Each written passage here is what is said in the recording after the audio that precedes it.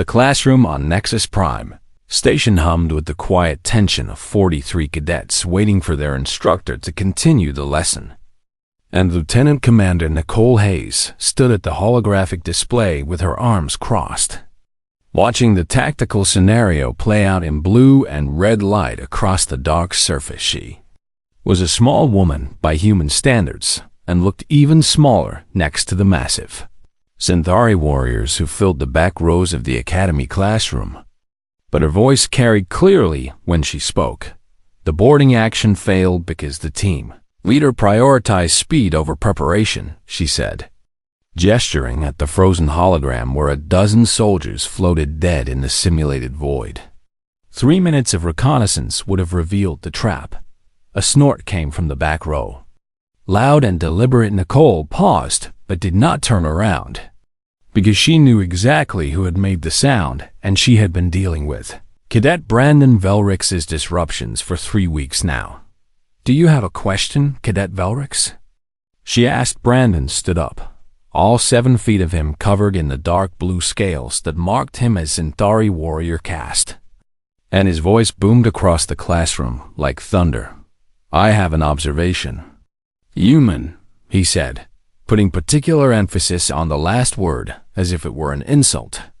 "Your solution to every scenario is to hide and wait and sneak like a coward."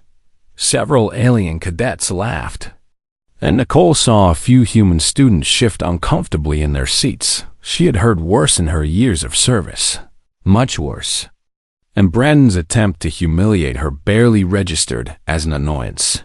The mission objective was to secure the ship with minimal casualties, Nicole replied calmly.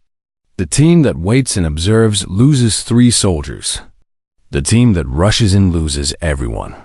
Typical human thinking. Brandon's voice grew louder as he walked down the aisle toward the front of the class, and Nicole noticed his hands clenching into fists. "You teach fear and call it tactics. You teach weakness and call it strategy." The classroom went quiet now, because every cadet could sense that this had crossed a line from simple disagreement into open challenge. Nicole turned to face Brandon fully, her expression unchanged. "Cadet Velrix, you will sit down and allow me to continue the lesson," she said. "No." Brandon stopped 3 meters from her, towering over her small frame. "I will not sit here and pretend that a human who has never seen real combat has anything to teach warriors." A Centauri cadet in the 3rd row whistled, which was their species equivalent of gasping in shock. "I have asked you politely to sit down," Nicole said, and her voice remained level and quiet. "This is your final warning, or what?" Brandon took another step forward, close enough now that Nicole had to tilt her head back to meet his eyes. "You will write a report? File a complaint? Run away like your kind always does when faced with real strength?" He reached out with one massive hand, clearly intending to grab her shoulder and physically move her aside. And that was when he made his fatal mistake. What happened next occurred so quickly that most of the cadets missed it entirely. Brandon's hand was still moving toward Nicole's shoulder when she shifted her weight, turned her body at a precise angle, and caught his wrist with both of her smaller hands. In the same fluid motion, she redirected his momentum and stepped to the side. The laws of physics did the rest. Brandon's own strength and forward motion worked against him as Nicole guided his arm down in a cross, adding just enough force to complete the arc. And suddenly the massive Centauri warrior was airborne. He hit the deck plating with a sound like a shuttle crash landing, the impact driving the air from his lungs and rattling his bones. And before he could process what had happened, he found himself flat on his back, staring up at the ceiling. The entire sequence from grab to impact had taken less than 2 seconds. Nicole stood over him, not even breathing hard, and looked down at his shocked face with the same calm expression she had worn throughout the confrontation. The lesson, Cadet Velrix, is that size and strength mean nothing without skill and control, she said. Now get up, return to your seat, and do not interrupt my class again. Brandon lay there gasping, his pride more damaged than his body, and the classroom remained absolutely silent. No one laughed now. No one even seemed to breathe. The human cadets stared in shock, because they had known Lieutenant Commander Hayes was competent, but they had not expected this. And the alien cadets stared, because they had just watched a small human woman casually throw a Zentari warrior across the room like he weighed nothing. Lisa Chun, a human cadet in the front row who had trained under Nicole before coming to the academy, allowed herself a small smile. She had tried to warn the other students that their instructor was not to be underestimated. But no one had listened. Brandon slowly pushed himself to his feet. His face flushed dark purple with humiliation, and he looked at Nicole with an expression somewhere between rage and disbelief. "You attacked me," he said, his voice shaking. "I will report this. You will be removed from teaching." "I defended myself when you initiated unwanted physical contact," Nicole replied, pointing at the small recorder device mounted in the corner of the classroom. "The Academy records all classroom interactions. The footage will show exactly what happened." Brandon opened his mouth to respond, then closed it again as he realized the truth of her words. He had grabbed her first. He had made this physical. She had simply responded. "Return to your seat, cadet," Nicole said again, "or leave my classroom. Those are your only options." For a long moment, Brandon stood there, torn between his desire to continue the confrontation and his growing awareness that he had already lost. And finally, his warrior training overcame his wounded pride.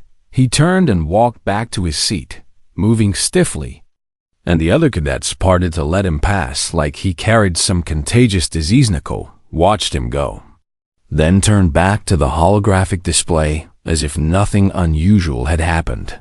"Now," she said, bringing up a new tactical scenario, "let us discuss proper reconnaissance protocols and why 3 minutes of preparation can save 30 lives."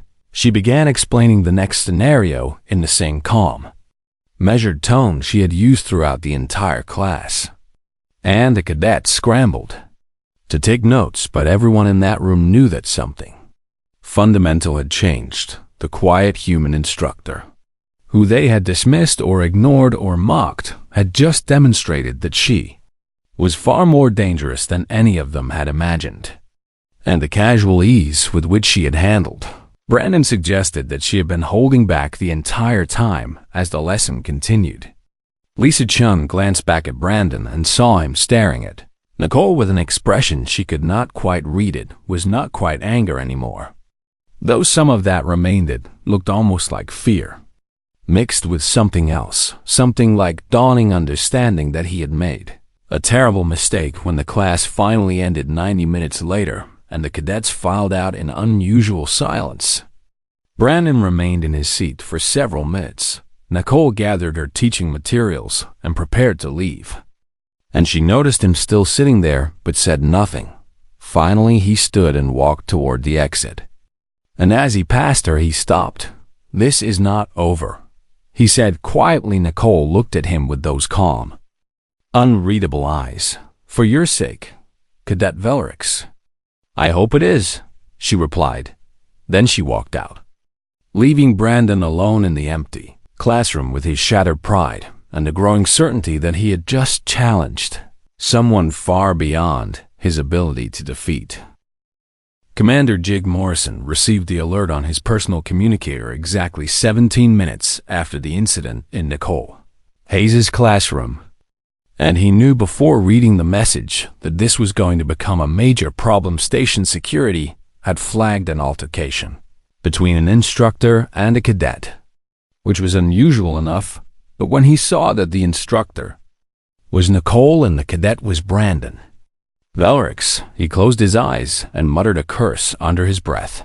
He had known something like this was coming. Brandon had been pushing boundaries for weeks, testing Nicole with increasingly aggressive challenges to her authority.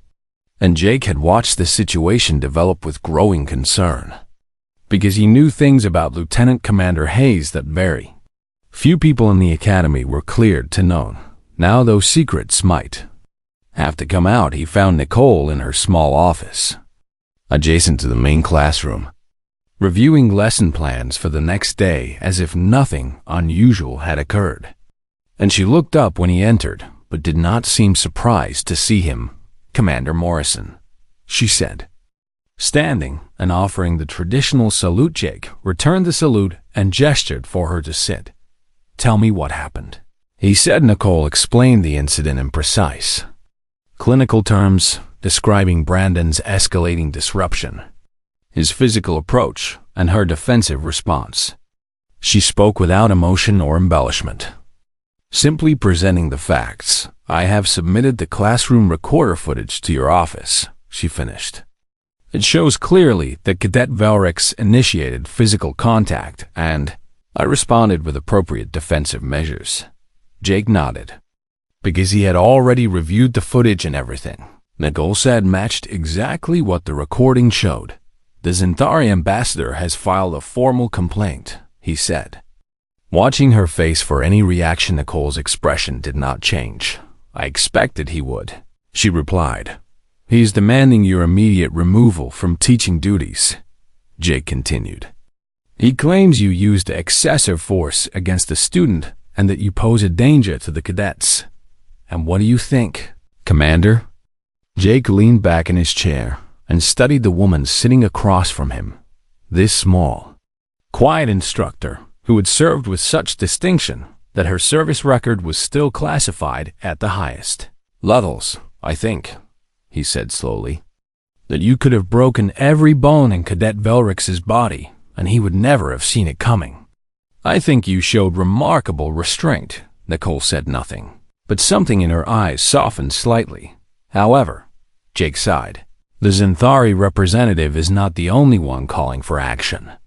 3 other species ambassadors have joined his complaint, and the Academy Board wants a formal inquiry." "I understand, Nicole." Jake leaned forward now, his voice dropping to something more personal than professional. "They are going to demand access to your full service record.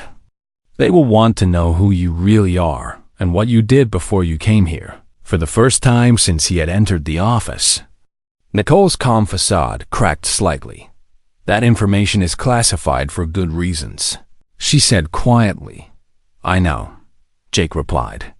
"But unless you want to resign, unless you want to walk away from teaching, you're gonna have to let them see at least part of it."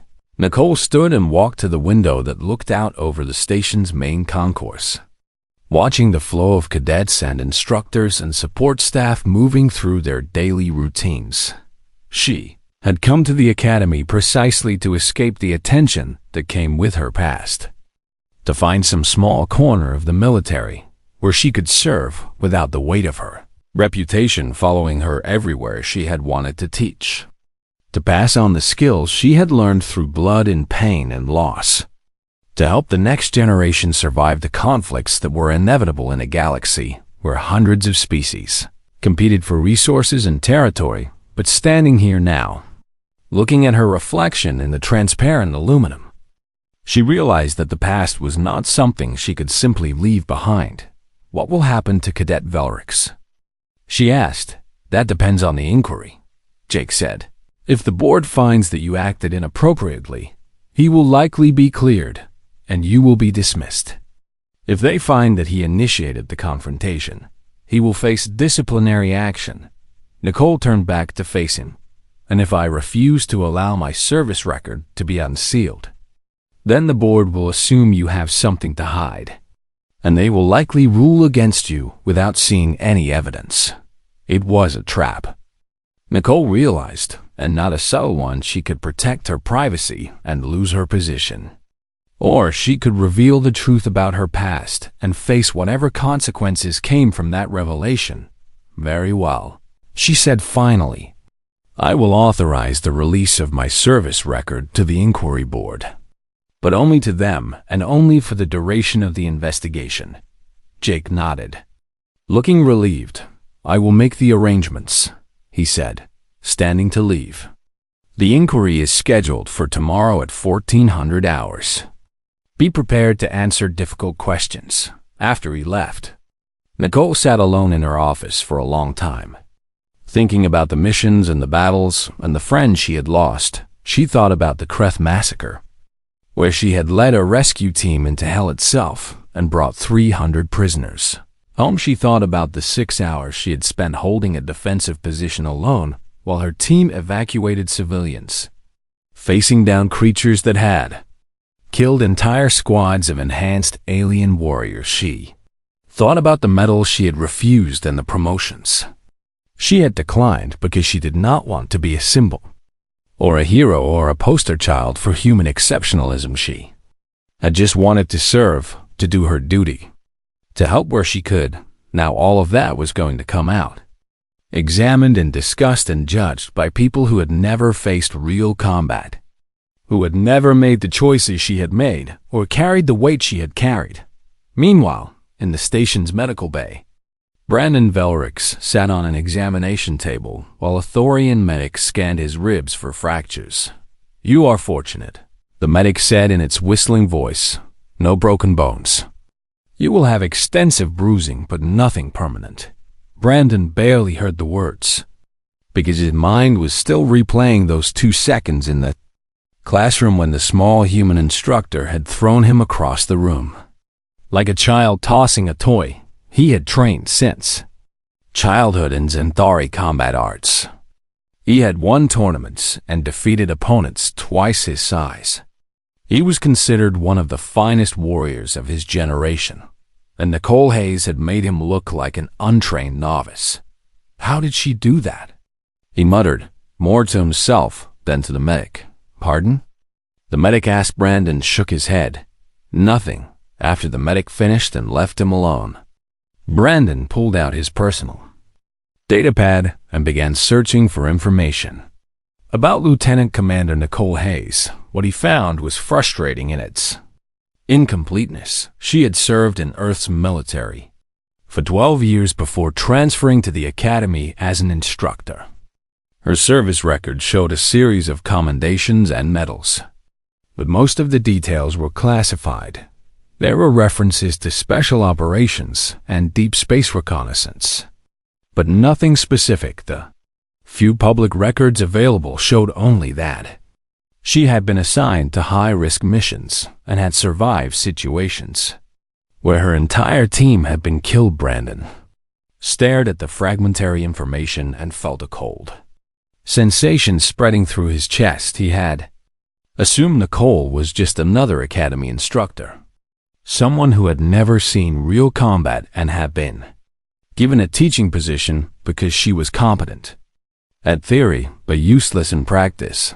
Now he was beginning to suspect that he had made a catastrophic error in judgment when his fellow Xanthari cadets found him later that evening.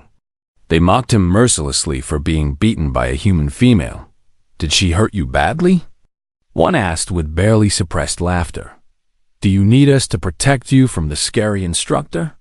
Another added. Brandon endured their mockery in silence, because Xanthari culture valued strength above all else, and showing weakness was the greatest shame a warrior could bear.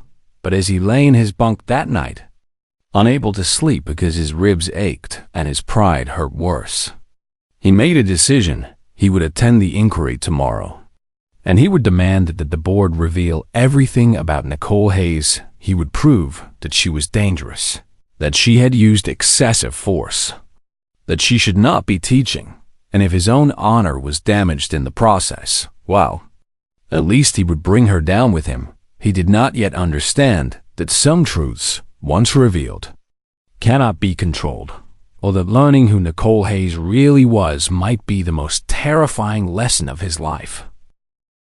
The inquiry board convened in the station's main conference room at exactly 1400 hours, and the 7 members took their seats behind a long table, while cadets and instructors filled the observation gallery to capacity. Brandon Velrix sat in the front row with his Xanthari advocate, a stern-faced warrior named Keth, who had served as a military judge for 20 years. Nicole sat alone on the opposite side of the room, having declined legal representation because she believed the facts would speak for themselves. "Commander, Jake Morrison stood at the front as the presiding officer, and he called the session to order with a sharp tap of his gavel.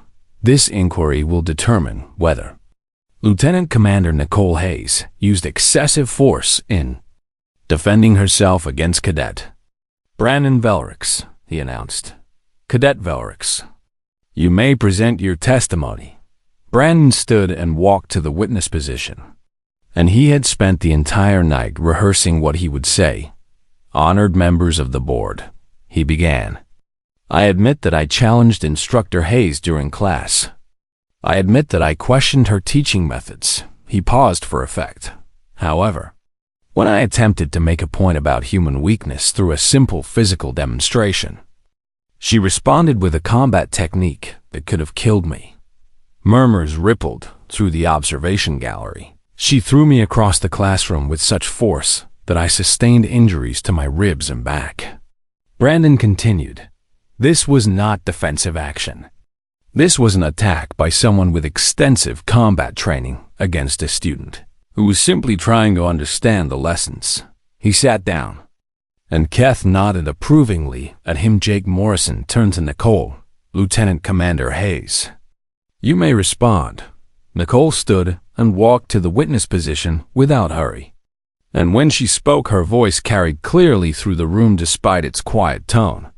I would like to present evidence, she said. Jake nodded, and the main holographic display activated. The classroom recorder footage began to play, showing Brandon standing and making his initial challenge, walking down the aisle toward Nicole, and finally reaching out to grab her shoulder. The footage showed in perfect clarity that Brandon had initiated physical contact and that Nicole's response had been a single fluid defensive motion. As you can see, Nicole said calmly, Cadet Velrix grabbed my arm without permission or warning. In such situations, Academy regulations authorize instructors to use reasonable force to defend themselves. That technique was not reasonable. Brandon shouted from his seat. That was the move of a trained killer. The room went silent. Nicole looked at Brandon with an expression that might have been pity. Yes, she said simply. The single word hung in the air like a bomb waiting to explode. One of the board members, a Thorian admiral named Vexter, leaned forward. Lieutenant Commander, are you admitting to having training beyond standard military instruction? I am not admitting anything, Nicole replied. I am stating a fact that is already in my service record. Then perhaps, said Ambassador Keth, Brandon's advocate, we should examine that service record in detail. Jake Morrison had been dreading this moment. Much of Lieutenant Commander Hayes' service record is classified, he said carefully, then declassify it. Keth demanded. The board has the authority to review any materials relevant to this inquiry. Jake looked at Nicole, giving her one last chance to object, but she simply nodded. Very well, he said. But this will require clearance from Fleet Command. He activated his communicator and spoke quietly for several minutes, and the room waited in tense silence. Finally, the main display flickered, and a new figure appeared via holographic transmission. Admiral Catherine Walsh, one of the highest-ranking officers in the human fleet, looked out at the assembled board with stern eyes. I have been following this inquiry, she said without preamble, and I have authorized the release of Lieutenant Commander Hayes' full service record to this board only.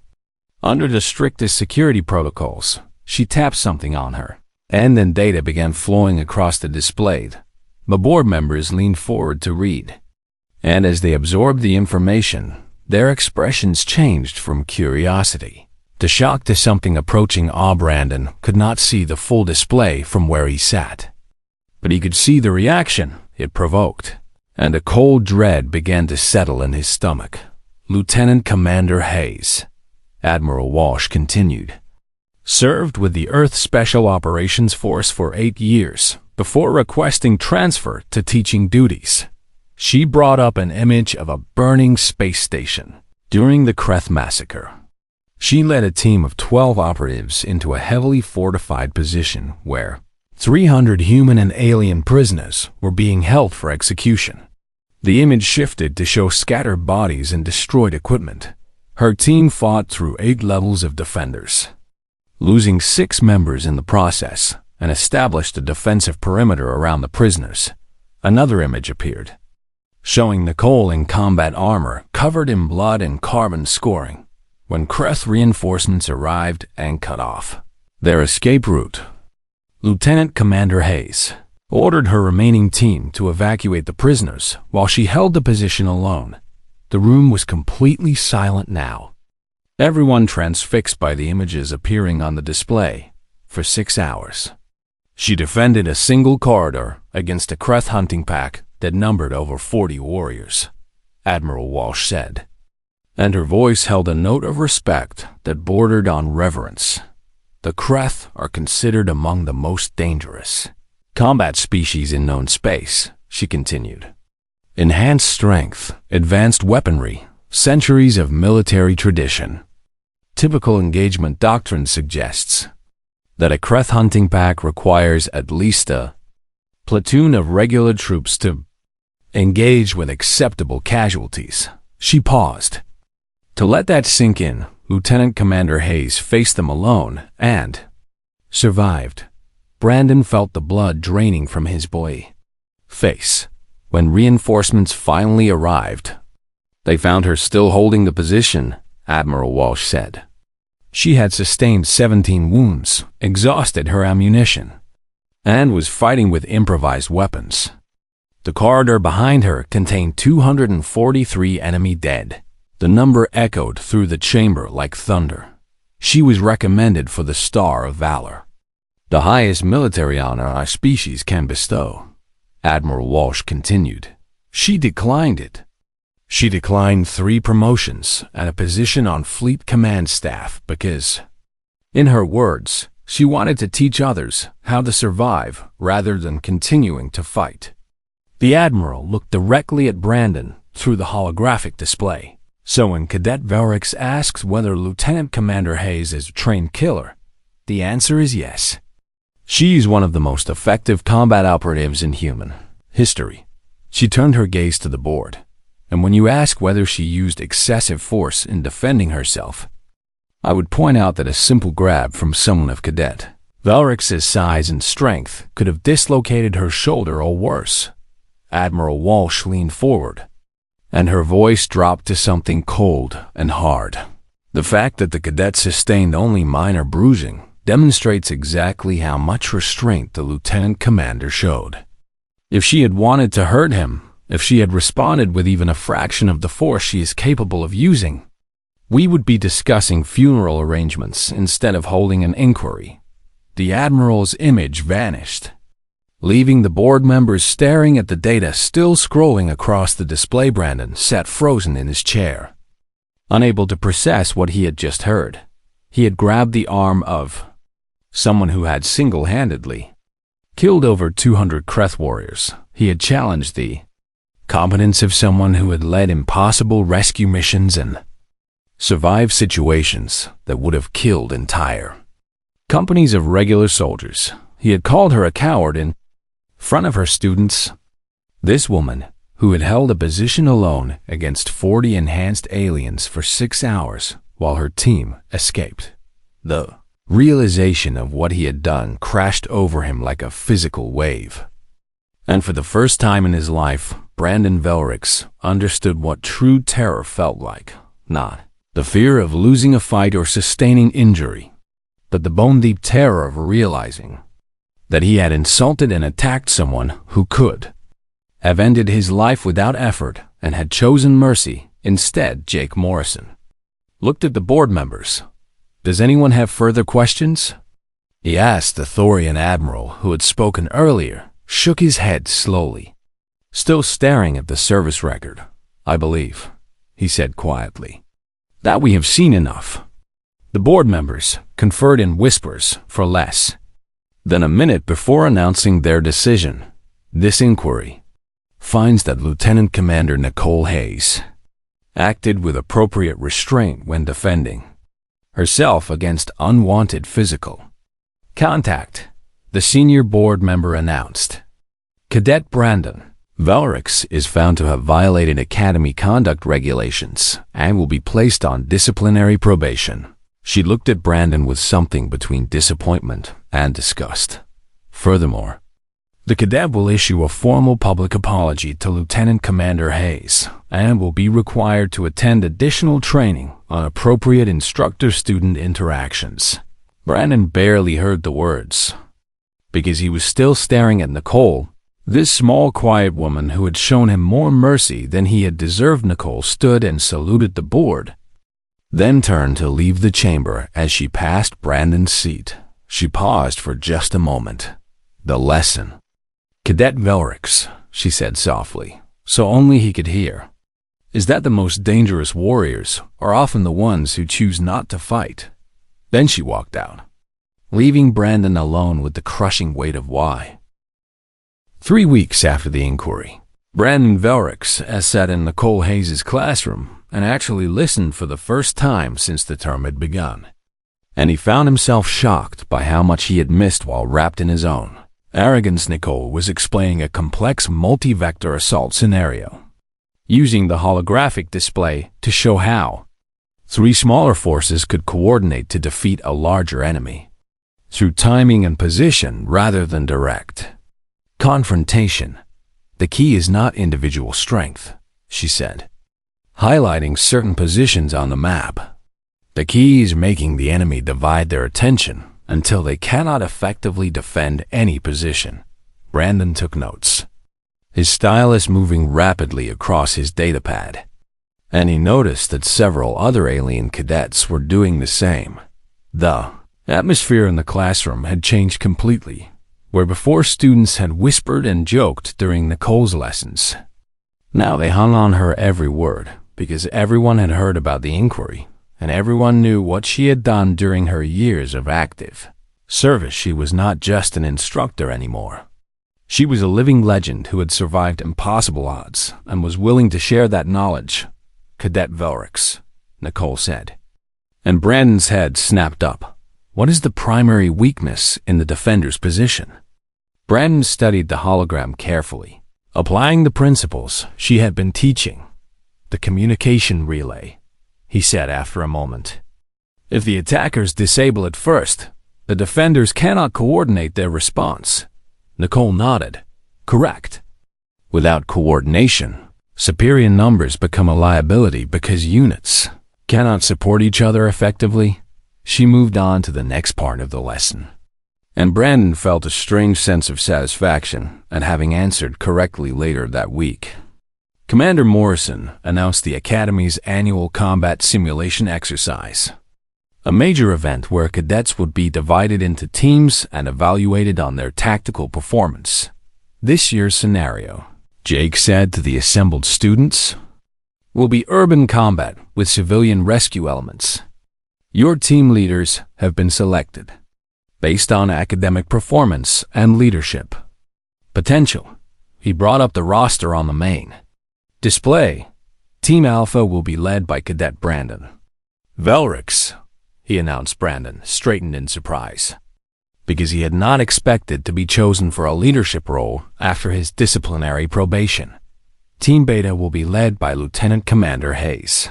Jake continued. The room erupted in excited whispers, because having an instructor lead a team was unusual, and having Nicole Hayes lead a team was extraordinary. Brandon felt his stomach tighten. He would be competing directly against the woman who had thrown him across a classroom, the woman who had killed over 200 enemies in a single battle. This was either an opportunity to prove himself or a chance to be completely humiliated. The teams were assigned the following day, and Brandon found himself with a diverse group. 2 Xanthari warriors like himself, 3 human cadets, a Thorian engineer, and 2 members of the insectoid Vrex species. His first instinct was to divide them by species and assign roles based on physical capabilities. But then he remembered Nicole's lessons about coordination and decided to try a different approach. We will train together, he told his team at their first meeting. All of us learning each other's strengths and weaknesses. We will not win through individual power, but through working as a unified force, his Xanthari teammates looked skeptical. But they agreed to try. Meanwhile, Nicole worked with her own team, which was smaller but included Lisa Chun and several cadets who had been her students for multiple terms. Brandon watched from a distance as she put them through drills that emphasized communication and adaptability. And he tried to copy her methods with his own team.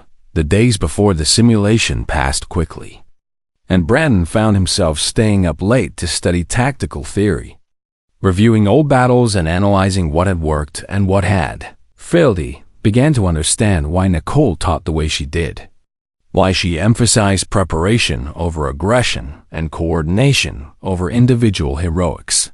The day of the simulation arrived, and both teams gathered in the massive training facility that took up an entire section of the station. The scenario was brutally complex, an urban environment with multiple levels, civilian NPCs scattered throughout, and enemy forces that would adapt to the team's tactics. Team Alpha would defend while Team Beta attacked, with success measured not just by defeating the enemy, but by protecting the civilians.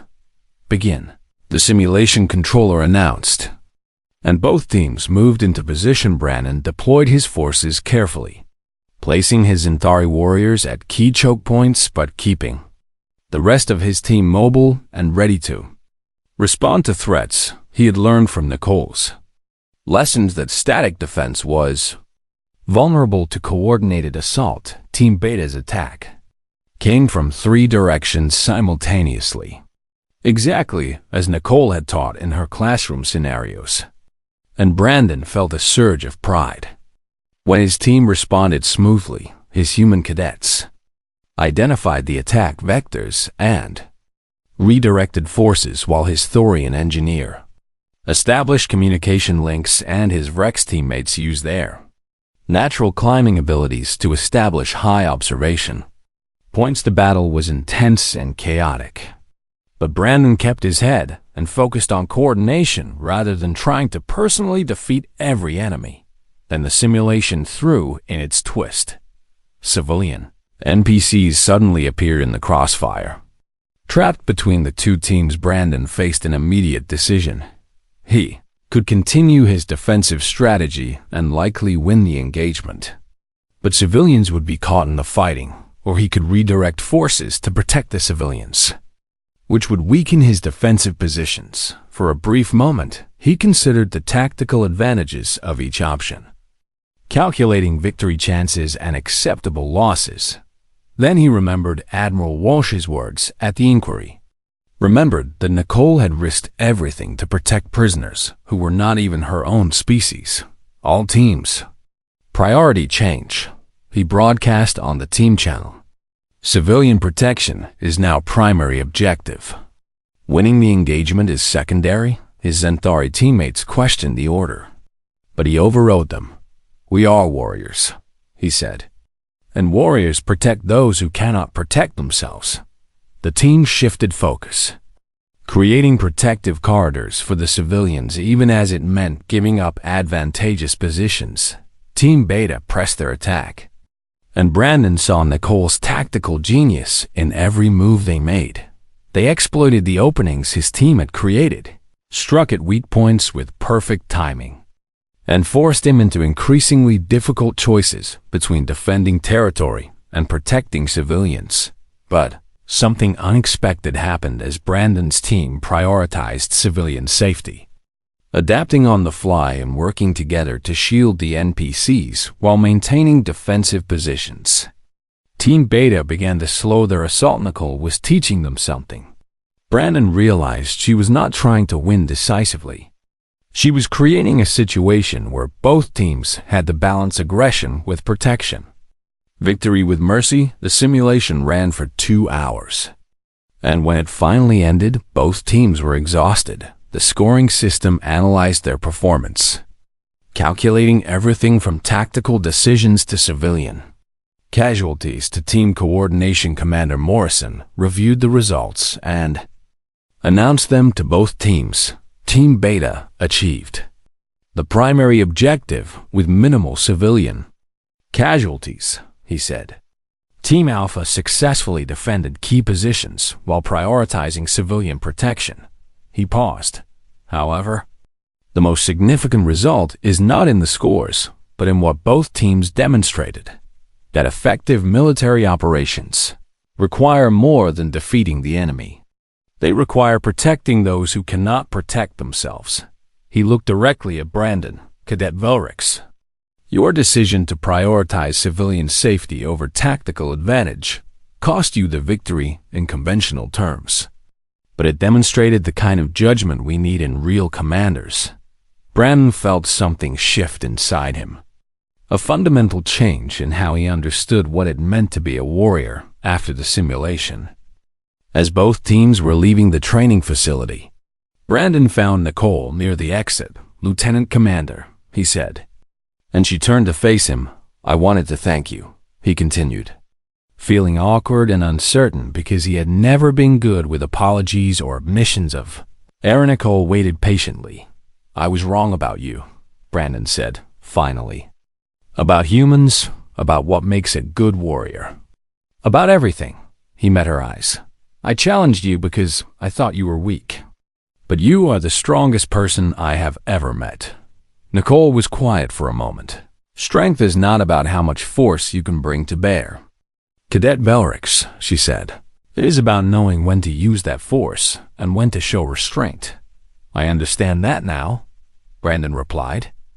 "And I wondered if you would be willing, if you might consider training me properly." He saw a surprise flicker across her face. "I am already your instructor," she said. "I know," Brandon nodded. "But before I was not really listening. I want to learn what you have to teach, to understand how you think about tactics and combat and leadership." Nicole studied him for a long moment, and Brandon could not read her expression finally. She nodded slowly. "Very well," she said. "Report to Training Room 7 tomorrow at 0600. Bring your team with you, my team?" Brandon asked in surprise. "You made good decisions today," Nicole replied. "But good decisions mean nothing without proper execution. We will work on turning your team into the kind of unit that can handle any situation." She started to walk away, then paused. "And Cadet Velrix? Tomorrow we start." 6 weeks after the simulation exercise, Brandon Velrix had become a different cadet entirely. And everyone at the academy noticed the change. He arrived early to Nicole's classes and stayed late to ask questions. He helped other students understand complex tactical concepts. He trained with his team every day under Neka's supervision as fellow Zentari cadets mocked him at first for becoming the human's pet warrior. But they stopped when they saw how much he had improved in actual combat. Drills the morning, the distress call came through. Brandon was in Training Room 7 with Nicole and his team, working through a complex close-quarters combat scenario. Commander Morrison to Lieutenant Commander Hayes. The announcement crackled through the room's communication system. "Report to command immediately. We have a situation." Nicole's expression shifted instantly from instructor to combat operative. "Continue the drill," she told Brandon's team. Then headed for the door. Brandon followed her without asking permission. When they reached the command center, they found Jake Morrison coordinating with several fleet officers. And the main display showed a civilian mining station approximately 3 hours away. "We received this 15 minutes ago," Jake said, bringing up a distress transmission. The voice that came through was human, terrified and speaking rapidly. "This is Station Meridian 7 requesting immediate assistance. We are under attack by unknown hostiles. They have breached the outer sections and are moving toward residential areas. We have over 400 civilians, including families and children. Please, anyone who can hear this, we need help now." The transmission cut off in a burst of static. "Fleet Command is dispatching ships," Jake said. "But the nearest combat-ready vessel is 6 hours out." He looked at Nicole. "We have the Academy's rapid response team on standby, but they are training cadets, not experienced combat troops. Then we supplement them with experienced personnel, Nicole said immediately. How many instructors are combat certified? 4, including you, Jake replied. Not nearly enough for a hostage rescue against an unknown number of hostiles. Brandon stepped forward. Commander, request permission to volunteer. Jake looked at him in surprise. Cadet Velrix, this is not a simulation. This is real combat with real casualties. I understand that. Sir, Brandon said, that those civilians need help now. And waiting for fleet ships means more people will die. Nicole turned to study Brandon, and he met her gaze steadily. I have been training for this, he said to her. You have been teaching me what it means to be a real warrior. Let me prove I have learned. For a moment, Nicole was silent, and Brandon could see her weighing the risks. Then she nodded. Commander Morrison, I recommend we take a mixed team of instructors and senior cadets, she said. Cadet Velrix and his team have demonstrated exceptional coordination and judgment. They are ready. Jake looked uncertain, but the distress call was still playing on loop in the background. That terrified voice begging for help. Very well, he said finally. Lieutenant Commander Hayes, you have tactical command. Assemble your team and deploy within the hour. The next 45 minutes passed in a blur of preparation. Nicole gathered her team, herself, 3 other combat-certified instructors, Brandon, and his entire training team. Listen carefully, she told them as they suited up in combat armor. Pirates expect easy targets. They expect civilians to panic and security forces to be overwhelmed. She brought up a schematic of Station Meridian 7. We will hit them hard and fast, using their own expectations against them. They will not expect a coordinated military response this quickly. She divided the team into 3 groups. Team 1 will secure the docking bay and establish a defensive position, she said, pointing to Lisa Chun, who had requested to come along. Team 2 will evacuate civilians from the residential sections. She looked at Brandon. Team 3 will be with me. We are going after the hostiles directly. Brandon felt his pulse quicken but kept his expression calm. The transport flight to Station Meridian 7 took 3 hours, and Nicole used the time to brief them on hostage rescue protocols, engagement rules, and contingency plans. Brandon listened intently, absorbing every detail. When they docked with the damaged station, they could hear weapons fire echoing through the corridors. Move out, Nicole said, and the teams deployed smoothly.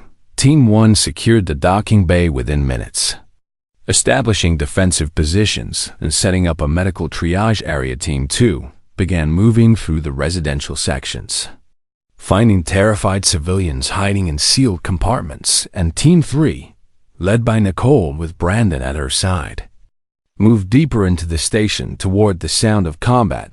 They found the pirates on the 3rd level, a mixed group of various species armed with heavy weapons and forcing civilians into a central cargo bay. 12 hostiles, Nicole whispered, her combat scanner feeding information to the team. Approximately 30 civilians in immediate danger. She looked at Brandon. Remember your training. We protect the civilians first. Everything else is secondary. Brandon nodded, his mind racing through the scenarios they had practiced. Nicole gave quick hand signals, and the team spread out to surrounding positions.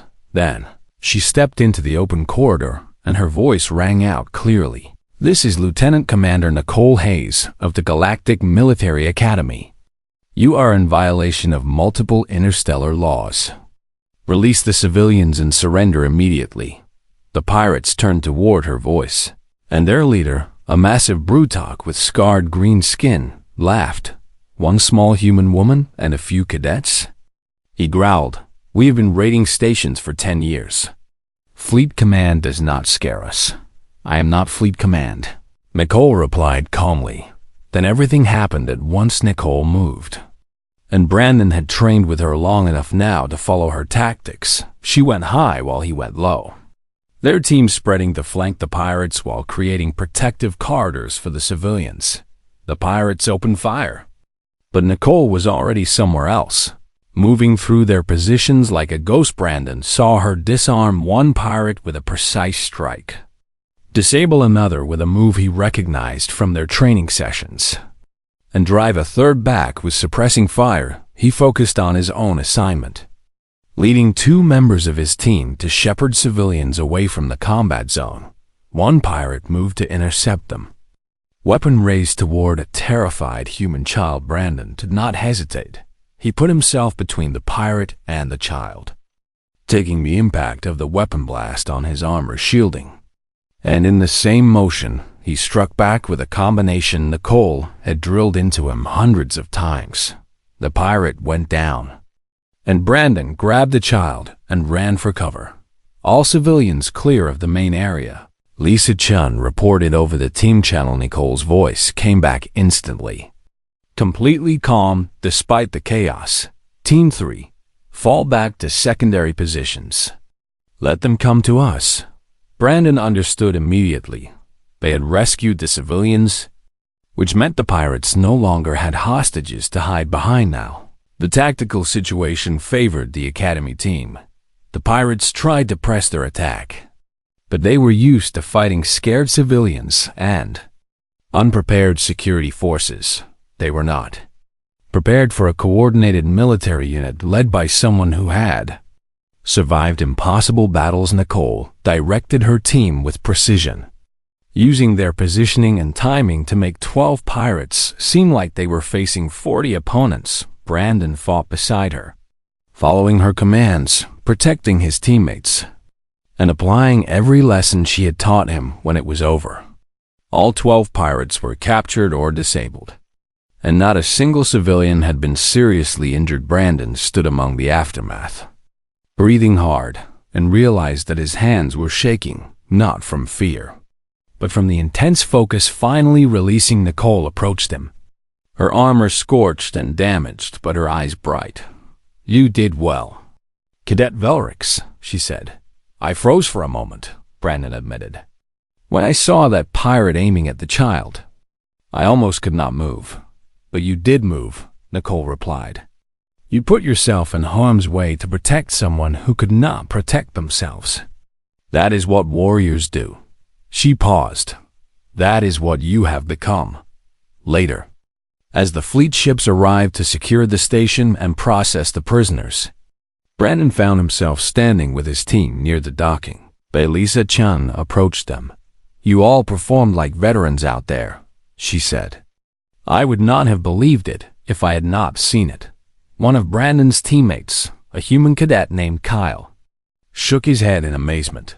6 weeks ago, we could barely coordinate a training drill, he said. Now we just completed a real hostage rescue. We had a good teacher, Brandon said, simply when they returned to the academy. Word of their successful mission had already spread, and students lined the corridors to watch the team disembark. Commander Morrison met them personally, and his expression mixed pride with relief. Well done, he said. Fleet Command has already sent their commendations. He looked at Nicole. They also mentioned that perhaps the Academy should consider more active deployment of our training teams for emergency situations. Nicole's expression suggested she had opinions about that, but she simply nodded. The following week, Brandon stood in front of the entire cadet assembly to receive a commendation for his actions during the rescue, and he took the opportunity to say something that had been on his mind. When I first came to this academy, he said, his voice carrying across the silent hall, I believed that strength came from physical power and warrior.